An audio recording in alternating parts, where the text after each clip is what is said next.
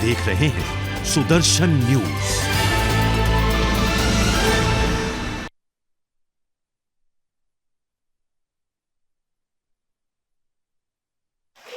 Bulletin की शुरुआत करेंगे बड़ी और अहम जानकारी के साथ। इस वक्त की बड़ी खबर, पहाड़ से मैदान तक भारी बारिश से आफत। आपको बता दें, भूस्खलन से प्रदेश में 183 सड़कें बंद है। अगले 4 दिनों तक भारी बारिश का अनुमान जताया जा रहा है। भारी बारिश को लेकर ऑरेंज अलर्ट भी जारी कर दिया गया है। तो ये बड़ी और अहम जानकारी सुदर्शन न्यूज लगातार आपको दे रहा है। आपको बता दें, पहाड़ से मैदान तक भारी बारिश देखने को मिल रही है। बारिश लगातार कहर बनकर बरस रही है। भूस्खलन से प्रदेश में 183 सड़कें बंद है। आपको बता दें कि बारिश इस कदर हो रही है कि जगह जगह भूस्खलन की समस्याएं भी बढ़ती जा रही है और भूस्खलन की समस्या के कारण प्रदेश में 183 सड़कें तक बंद हैं। अगले 4 दिनों तक भारी बारिश का अनुमान भी यहां पर जताया जा रहा है। भारी बारिश को लेकर ऑरेंज अलर्ट भी जारी कर दिया गया है। तो ये बड़ी और महत्वपूर्ण जानकारी है। लगातार आप तक साझा कर रहे हैं कि किस तरह से उत्तराखंड में बारिश अपना कहर बरपा रही है। एक तरफ लोग यहाँ पर काफ़ी ज़्यादा प्रसन्न आ रहे हैं बारिश को लेकर, लेकिन कहीं ना कहीं पहाड़ से मैदान तक बारिश का कहर देखने को मिल रहा है।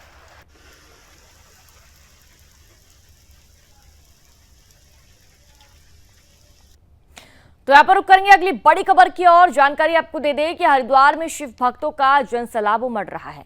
सीएम पुष्कर सिंह धामी हरिद्वार पहुंचे और ऐसे में कांवड़ियों के पैर धोकर उनका आशीर्वाद लिया है। सीएम पुष्कर सिंह धामी ने बीजेपी के कई दिग्गज नेता इस दौरान मौजूद रहे। तो बड़ी और महत्वपूर्ण जानकारी है।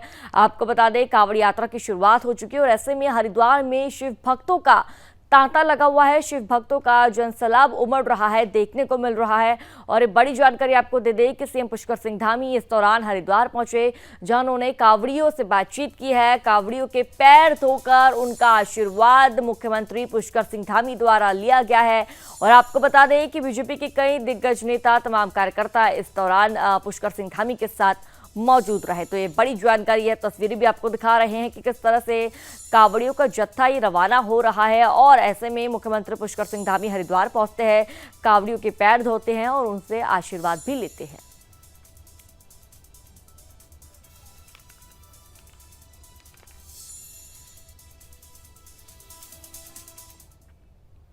उत्तराखंड में कांवड़ यात्रा चल रही है। ऐसे में कांवड़ मेले में विभिन्न राज्यों से शिव भक्तों का हरिद्वार पहुंचने का सिलसिला लगातार जारी है। कांवड़िए लगातार गंगाजल भरकर अपने गंतव्य की ओर बढ़ रहे हैं। कांवड़ मेले की 4 जुलाई को शुरुआत हो गई थी। आपको जानकारी दे दें कि पहले दिन हरिद्वार पहुंचे विभिन्न राज्यों के 1.10 लाख कांवड़ियों ने गंगाजल भरा था। पहले दिन शिव भक्तों की संख्या काफी कम रही, लेकिन दूसरे दिन ही ये क्रम बढ़ने लगा। हर की पैड़ी क्षेत्र से लेकर पंतुद्वीप स्थित कांवड़ मेला बाजार, रोडी बेलवाला में शिव भक्तों की संख्या काफी हद तक नजर आई है। तो वही 2 महीने तक चलने वाली कांवड़ यात्रा को लेकर इस बार जनपद पौड़ी के यमकेश्वर ब्लॉक स्थित भगवान भोलेनाथ के नीलकंठ मंदिर में करोड़ कांवड़ियों के पहुंचने की उम्मीद है। और आपको ये जानकारी दे दी कि एसएसपी पौड़ी श्वेता चौबे ने जानकारी देते हुए बताया कि पिछले साल 80 लाख से अधिक कांवड़ियों ने नीलकंठ मंदिर के दर्शन किए थे, लेकिन इस बार कांवड़ यात्रा पूरे 2 महीने तक चलेगी। लिहाजा इस बार 1 करोड़ के करीब कांवड़ियों के नीलकंठ मंदिर पहुंचने की उम्मीद भी जताई जा रही है। और कांवड़ यात्रियों के लिए धामी सरकार की तरफ से पुलिस प्रशासन को निर्देश भी दिया गया है कि कांवड़ यात्रियों के लिए सभी व्यवस्थाएं करें ताकि हरिद्वार आने वाले शिव भक्तों को किसी प्रकार की कोई भी परेशानी का सामना ना करना पड़े। धामी सरकार के निर्देश पर कांवड़ यात्रियों के लिए सुरक्षा के पुख्ता इंतजाम व्यवस्था यहां पर की गई है।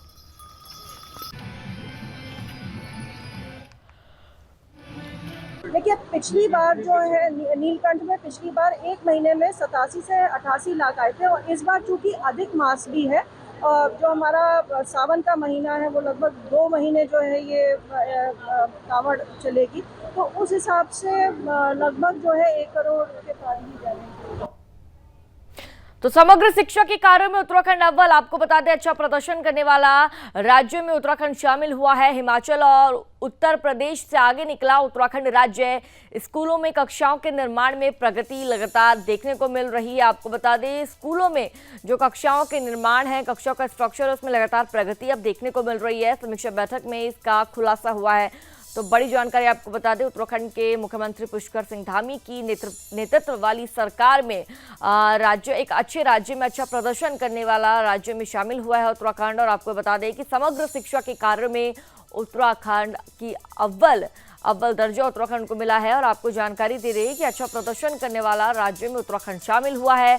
हिमाचल और उत्तर प्रदेश से आगे निकला है उत्तराखंड। और स्कूलों में कक्षाओं के निर्माण में प्रगति भी अब देखने को मिल रही है।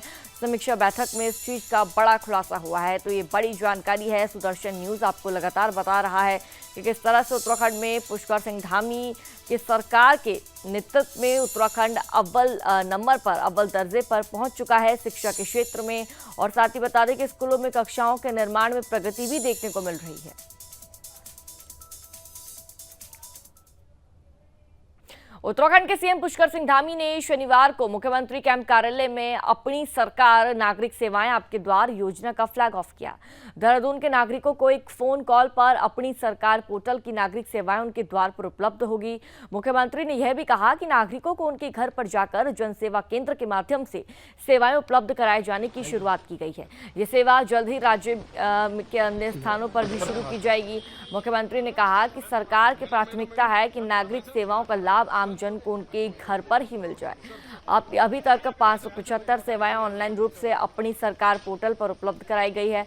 बता दें कि वर्तमान में पायलट रूप में यह सेवा देहरादून शहर के 100 वार्डों में नजदीकी CSC यानी कि सामुदायिक स्वास्थ्य केंद्र के संचालकों की तरफ से उपलब्ध कराई जाएगी। सूचना प्रौद्योगिकी सुराज और यहाँ पर विज्ञान प्रौद्योगिकी विभाग के अंतर्गत ITDA ने डोर स्टेप डिलीवरी के लिए CSC SPV को यह जिम्मेदारी सौंपी है। साथ ही आपको ये भी जानकारी दे दें कि देहरादून शहर के CSC संचालकों को पुलिस वेरिफिकेशन के उपरांत पहचान पत्र जारी भी किए गए हैं। इस सेवा का लाभ उठाने के लिए नागरिक टोल फ्री नंबर पर फोन कर सकते हैं। नागरिकों की सुविधा अनुसार घर पर ही आवेदन लिया जाएगा। साथ ही संबंधित प्रमाण पत्र और अभिलेख घर पर ही उपलब्ध कराया जाएगा।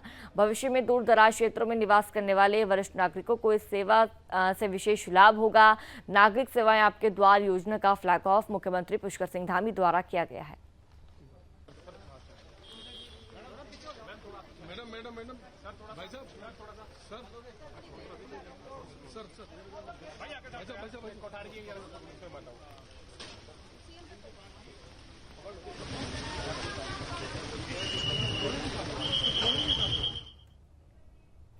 उत्तराखंड के राज्यपाल लेफ्टिनेंट जनरल गुरमीत सिंह से शनिवार को राजभवन में मुख्यमंत्री पुष्कर सिंह धामी ने शिष्टाचार भेंट की है। इस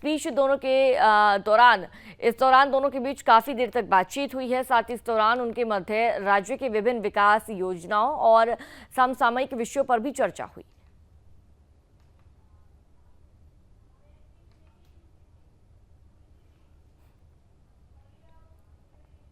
उत्तराखंड समान नागरिक संहिता यानी कि UCC का ड्राफ्ट तैयार करने वाला देश का पहला राज्य बन गया है। इसके लिए समिति को 2.5 लाख से अधिक ऑनलाइन और ऑफलाइन सुझाव भी प्राप्त हुए हैं।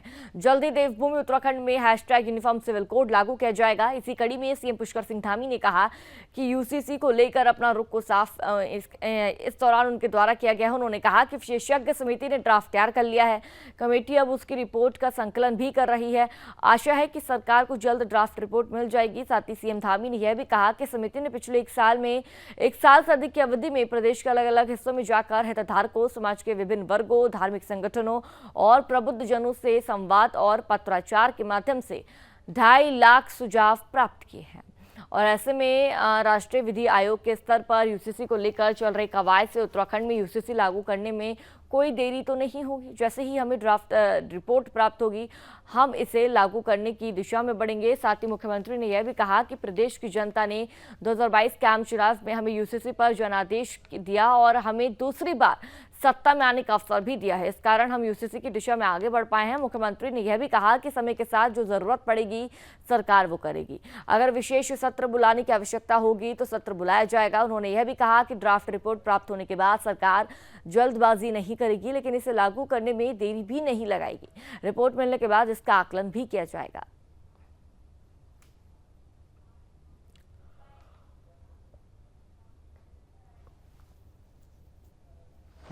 सारा संकलन करके रिपोर्ट हमको सौंपेगी। उसके बाद प्रक्रिया के तहत जो भी प्रक्रिया होती है संवैधानिक रूप से उसको हम आगे बढ़ाएंगे और कोशिश करेंगे कि जल्द से जल्द हम लागू करें। धन्यवाद।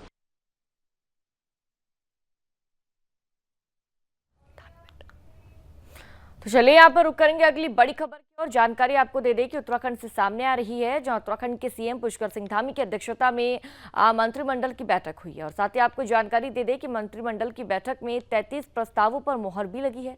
इस बैठक में कई अहम मुद्दों पर बातचीत की गई है। बता दें कि मंत्रिमंडल की बैठक सचिवालय के विश्वकर्मा भवन में वीरचंद्र सिंह गढ़वाली सभागार में हुई है। इस दौरान अंत्योदय परिवारों को निःशुल्क 3 सिलेंडर देने और रिफिल करने के फैसले को 1 साल बढ़ाया गया। साथ ही 50 बेड से कम क्षमता वाले नर्सिंग होम अस्पतालों को पंजीकरण में छूट देने के लिए क्लिनिकल एस्टैब्लिशमेंट एक्ट में संशोधन को मंजूरी मिली है। नगर और ग्राम नियोजन विभाग के ढांचा पुनर्गठन को मंजूरी मिली। उत्तराखंड भू संपदा नियामक प्राधिकरण के वार्षिक प्रतिवेदन इस पटल पर रखे जाएंगे। और आपको बता दें कि विद्युत नियामक आयोग के विनियमन विधानसभा के पटल पर रखे जाएंगे। धाम की अध्यक्षता में मंत्रिमंडल की बैठक वीरचंद्र सिंह गढ़वाली सभागार में संपन्न हुई है।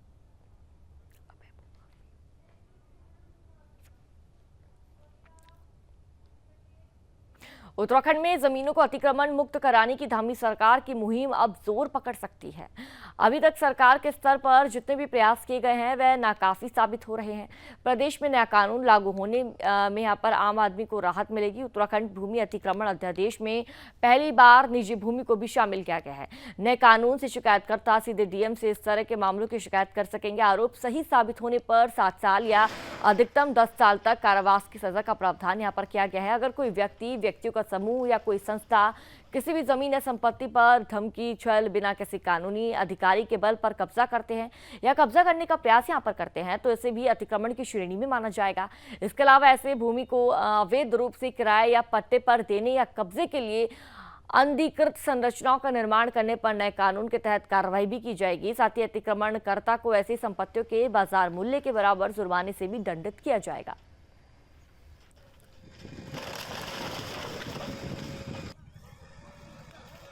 उत्तराखंड के खटीमा में पुलिस प्रशासन को बड़ी कामयाबी हाथ लगी है। जानकारी दे दें कि जिला उधम सिंह नगर के थाना खटीमा के चौकी प्रभारी ललित बिष्ट ने 80 लीटर अवैध कच्ची शराब के साथ एक मोटरसाइकिल सहित 2 आरोपी गिरफ्तार भी किए हैं। वरिष्ठ पुलिस अधीक्षक मंजुनाथ टीसी की तरफ से चलाए जा रहे नशे के विरुद्ध अभियान के तहत अपर पुलिस अधीक्षक मनोज कतियाल व पुलिस क्षेत्र अधिकारी के दिशा निर्देशन में खटीमा क्षेत्र 2 नशा तस्कर को 80 लीटर शराब के साथ गिरफ्तार किया। फिलहाल पुलिस ने मामले को दर्ज कर दोनों आरोपियों को जेल भेज दिया है और मामले में आरोपी से पूछताछ जारी है। वरिष्ठ पुलिस अधीक्षक महोदय के निर्देशानुसार नशे के विरुद्ध नियमित रूप से कार्रवाई की जा रही है। इसी कार्रवाई के क्रम में कल दिनांक 7/7/2023 को चौकी मझोला पुलिस द्वारा अभियुक्त जसपाल सिंह और राजू सिंह के कब्जे से एक मोटरसाइकिल में परिवहन कर ले जाई जा रही 80 लीटर कच्ची शराब बरामद की गई है और अभियुक्त गणों के विरुद्ध आबकारी अधिनियम के तहत अभियुक्त निलंबित किया गया। मामला सामने आया है। बता दें कि बागेश्वर के जिला क्रीड़ा अधिकारी सीएल वर्मा अपने कमरे में मृत पाए गए और जिला क्रीड़ा अधिकारी सीएल वर्मा के देर रात तक ऑफिस न पहुंचने पर क्रीड़ा विभाग का स्टाफ उन्हें बुलाने पहुंचा। काफी देर तक आवाज देने पर जब रूम नहीं खुला तो दरवाजा तोड़कर देखा कि जहां कमरे के अंदर क्रीड़ा अधिकारी मृत पाए गए हैं। मौत का कारण हार्ट अटैक बताया जा रहा है। तो वहीं जिला क्रीड़ा अधिकारी की मौत की सूचना सुनकर बागेश्वर में अधिकतर लोग स्तब्ध हैं। डीएम और एसपी सहित अधिकतर अधिकारी उनके कमरे में पहुंचे हैं और जानकारी लेने की कोशिश भी कर रहे हैं। फिलहाल पुलिस ने मामले को दर्ज कर लिया है। मामले में आगे की जांच भी की जा रही है।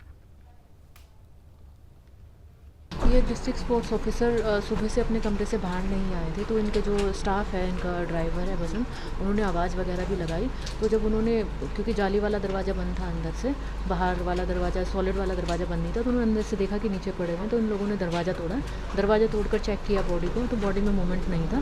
तब इन्होंने तुरंत प्रशासन को और पुलिस को खबर की।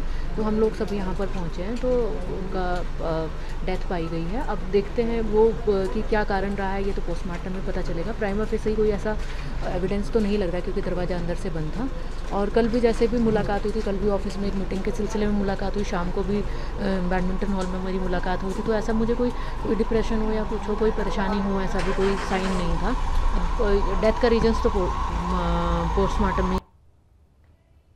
उत्तराखंड के हल्द्वानी में जिहादियों ने जमकर उत्पात मचाया है। जिले के गोजा जाली क्षेत्र में राधेश्याम कचौड़ी वाले के घर में घुसकर जिहादियों ने नंगा नाच किया। जिहादियों ने यहां घर की गर्भवती महिला को जमकर पीटा और उत्पात मचाया। जिहादियों के इस उत्पात का वीडियो भी सामने आया है। इस वीडियो में इनकी दबंगई साफ नजर आ रही है। यहाँ इन जिहादियों ने मजहबी नारे भी जमकर लगाए हैं।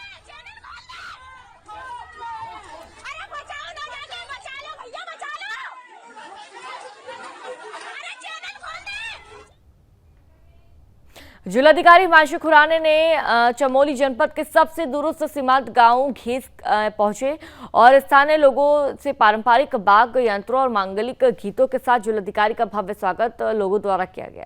तो जिलाधिकारी ने आपको बता दें कि लोगों से मुलाकात की है। इस दौरान जिलाधिकारी ने गांव में जनता दरबार लगाकर लोगों की समस्याओं को सुना।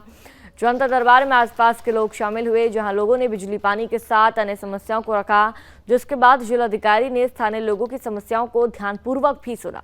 कुछ समस्याओं का मौके पर समाधान यहां पर किया गया। जिलाधिकारी ने उच्च हिमालय क्षेत्र घेस में औषधीय जड़ी बूटियों का उत्पादन बढ़ाने के लिए तकनीक के साथ व्यावसायिक खेती का मॉडल विकसित करने पर भी जोर दिया। उन्होंने कहा कि औषधीय जड़ी बूटियों की खेती से किसानों के साथ साथ राज्यों को भी आर्थिक लाभ होगा और बेरोजगार युवा के लिए रोजगार के अवसर भी पैदा होंगे।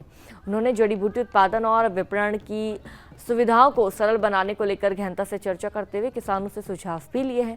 जिलाधिकारी ने कहा कि किसानों के पंजीकरण और उनकी उपज के विपणन परमिट प्रक्रिया को भी आसान और अनुकूल बनाने का प्रयास किया जाएगा।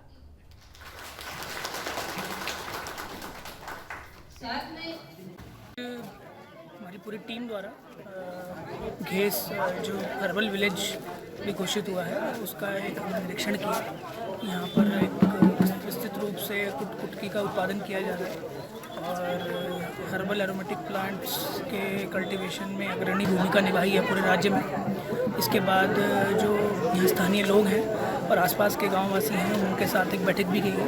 उनके द्वारा जो उनकी समस्याएं हैं, चाहे वो पानी है, बिजली है, शिक्षा से संबंधित समस्याएं उठाई गई और अधिकांश समस्याओं का मौके पर निस्तारण किया गया। और जो ऐसी समस्याएं हैं जिसमें कोई बजट एलोकेशन की आवश्यकता है तो उसको शासन स्तर पे या विभाग स्तर पे फॉलोअप करके कराया जाएगा। इसके बाद जो 2022 में एक ट्रैक ऑफ द ईयर घोषित किया गया है जो घेस बुग्याल बागची बुग्याल ट्रैक है, उसका भी निरीक्षण अभी किया जाएगा। उसमें पर्यटन विभाग और वन विभाग के साथ साथ सभी अधिकारी उपस्थित रहेंगे और जो भी उसके में उस ट्रैक रूट को इम्प्रूव करने के लिए, पर्यटकों के लिए और अच्छा बनाने के लिए जो भी आवश्यकता है तो उस पर मिशन मोड में कार्य किया जाएगा ताकि इस क्षेत्र को पर्यटन की दृष्टि से भी विकसित किया जा सके। उत्तराखंड के चमोली से एक ऐसा वीडियो सामने आया है जिसमें साफ देखा जा रहा है कि कनौल मोटरमार्ग पुल न होने से लोग जान जोखिम में डालकर बाइक और पैदल चलकर पुल को पार करवा रहे हैं। ऐसे में एक हल्की सी गलती जान पर भारी पड़ सकती है। चमोली के ब्लॉक मुख्यालय से लगभग 25 किलोमीटर स्थित गेरी गांव से कनौल तक PMGSY की तरफ से सड़क कटिंग का कार्य किया गया था। गांव तक सड़क तो पहुंच गई, लेकिन लंबे समय से ठेकेदार और विभाग की लेट लतीफी के चलते नंदकिनी नदी पर आज तक पुल नहीं बना है, जिससे ग्रामीण बल्लियों के सहारे अपनी जान को जोखिम में डालकर पुल को पार करते हैं। और आपको बता दें कि ग्रामीणों की तरफ से नदी पर लकड़ियों की मदद से लोगों को आवाजाही के लिए वैकल्पिक पुल तैयार किया गया है, लेकिन देवभूमि में लगातार हो रही बारिश के चलते नदी उफान पर बह रही है। ऐसे में इस लकड़ी के पुल से नदी पार करना ग्रामीणों के लिए सबसे बड़ा खतरा बना हुआ है, जो कि सोचने का विषय है।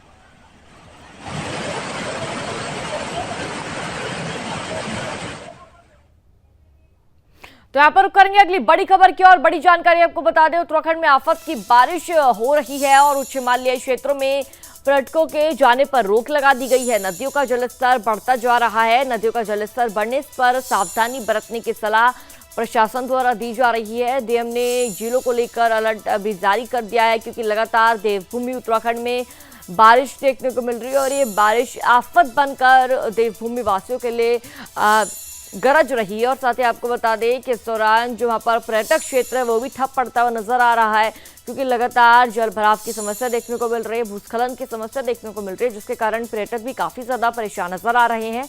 उच्च हिमालय क्षेत्रों की बात करते हैं तो उच्च हिमालय क्षेत्रों में पर्यटकों के जाने पर प्रशासन द्वारा रोक लगा दी गई है, क्योंकि लगातार बारिश इस कदर हो रही है कि लगातार यहाँ पर भूस्खलन की खबरें सामने आ रही है और मलबा धंसने की, मलबा तबाह होने की जानकारी भी मिल रही है, जिसके बाद उच्च हिमालय क्षेत्रों में पर्यटकों के जाने पर रोक लगा दी है।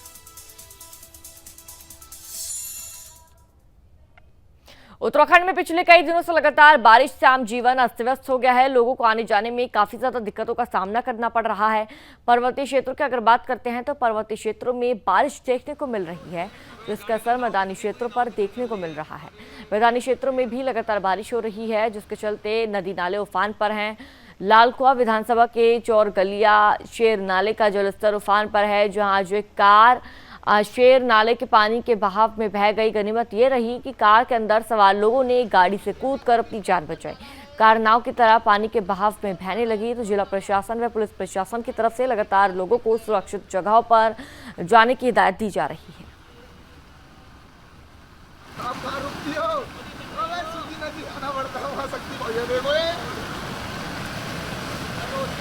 गाड़ी तो नाव बन गई, पूरी नाव की तरह चल रही है। मसूरी में 7 करोड़ की लागत से माल रोड के सौंदर्यीकरण और पुनर्निर्माण के कामों की बरसात ने पोल खोल दी है। आपको बता दें, मसूरी में हो रही बारिश के कारण माल रोड पर जगह जगह जलभराव की स्थिति पैदा हो गई है, जिससे लोगों को दिक्कतें हो रही है।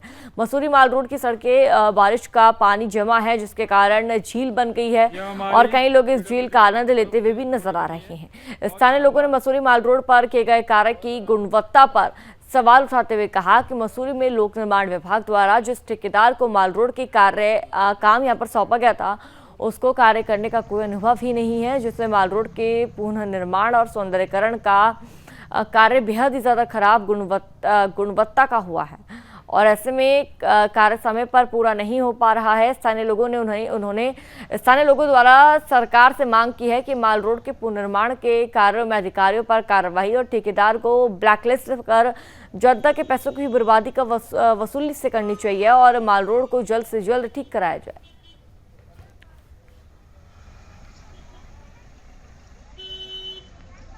भाई, सरकार की योजना बहुत अच्छी थी, परंतु ये कार्य इसमें बिल्कुल अच्छा नहीं हो रहा है और जो भी कार्य किया गया है वो बहुत ही ख़राब हुआ है। इस टाइम बारिश की स्थिति बनी हुई है, सारी रोड ख़राब हो चुकी है, पानी भर चुका है, नाले खाले भर चुके हैं और जो भी साइडों में पत्थर लगाया जा रहा है वो भी सब उखड़ रहा है। सरकार सौंदर्यीकरण के लिए तो बहुत अच्छा कार्य कर रही थी, परंतु इसमें मॉनिटरिंग बिल्कुल नहीं हुई है, इसलिए सरकार इसमें देखभाल नहीं हो रही है। बारिश से लोग बहुत बेहाल हैं, स्कूल के बच्चे परेशान हैं और रोड जगह जगह गड्ढे हो चुके हैं, पानी भर चुका है। सरकार से यही है कि इसमें मॉनिटरिंग हो और कार्य जल्द से जल्द पूरा हो। रामनगर के ग्राम देवीपुरा बासीटीला इलाके में गुरुवार को खेत की मेड़ काटने को लेकर दो पक्षों में मुठभेड़ हो गई, जिसमें 7 लोग घायल हो गए थे और एक महिला की फावड़े से हमले करने के दौरान दर्दनाक मौत हो गई।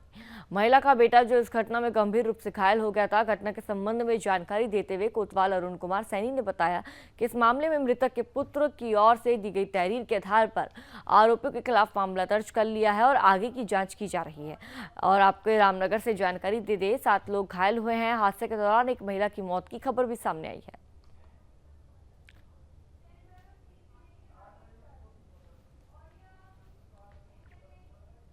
उत्तराखंड के विधानसभा के उपचुनाव जल्द ही होने वाले हैं और ऐसे में विकास भवन सभागार में शुक्रवार को एक बैठक भी आयोजित की गई। राज्य मुख्य निर्वाचन अधिकारी बी षणमुगम अपनी टीम के साथ यहां पहुंचे। बैठक के दौरान मुख्यमंत्री निर्वाचन अधिकारी ने नोडल अधिकारियों, जोनल और सेक्टर मजिस्ट्रेट के साथ ही कार्मिकों का डाटाबेस तैयार कर लेने, उनके प्रशिक्षण कार्यक्रम भी तय कर लेने के निर्देश दिए हैं। आपको बता दें, उन्होंने कहा निर्वाचन के लिए रूट चार्ट, कम्युनिकेशन प्लान, वाहन उपलब्धता सुनिश्चित करें, साथ ही स्थल निरीक्षण करते हुए बूथों में बिजली, पानी, शौचालय और रैंप आदि की व्यवस्था सुनिश्चित करने को भी कहा है। हम लोग एक तैयारी बैठक हम रिव्यू किया था, सभी डिस्ट्रिक्ट नोडल ऑफिसर थे, आरओ, एआरओ और डिस्ट्रिक्ट मजिस्ट्रेट भी थे और एसएसपी भी थे।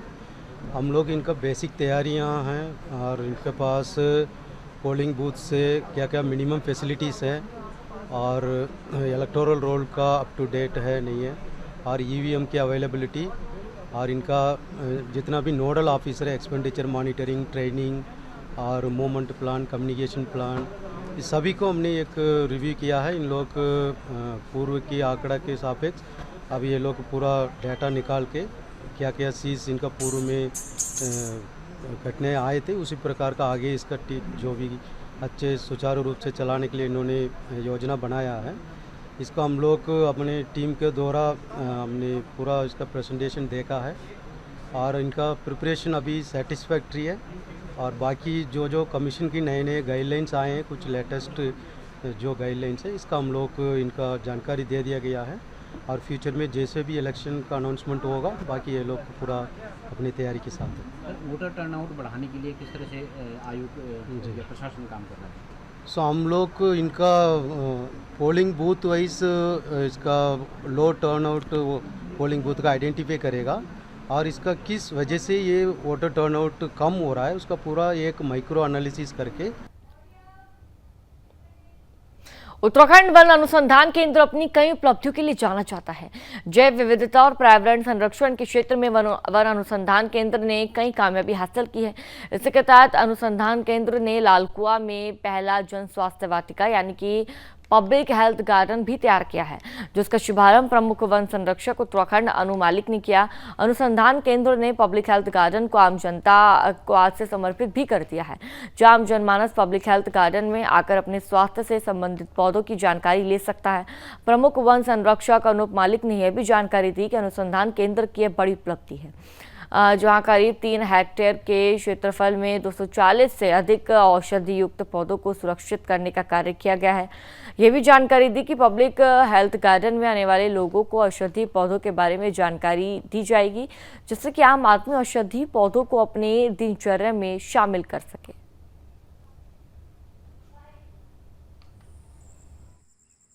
के लिए जो भी रिसर्च विंग जो कर सकता है, मतलब it is a very good experiment and जो दवाई बनाने वाली कंपनियां हैं वो भी यहाँ के देखती हैं कि जो पब्लिक हेल्थ गार्डन है जो हमारा ये यहाँ पे जो प्रजातियाँ लगी हैं तो ये और कहीं भी आपको देखने को नहीं मिलेंगी। हाथियों का कॉरिडोर मेंटेन करना जो है वो एक। तो चलिए रुक करेंगे अगली खबर की ओर। देवभूमि उत्तराखंड में बारिश का कहर लगातार जारी और लगातार बारिश बढ़ती भी जा रही है। तो फिलहाल इस बुलेटिन में इतना ही। देश और दुनिया से जुड़ी बड़ी खबरों को देखने के लिए सुदर्शन न्यूज देखते रहिए। जय हिंद।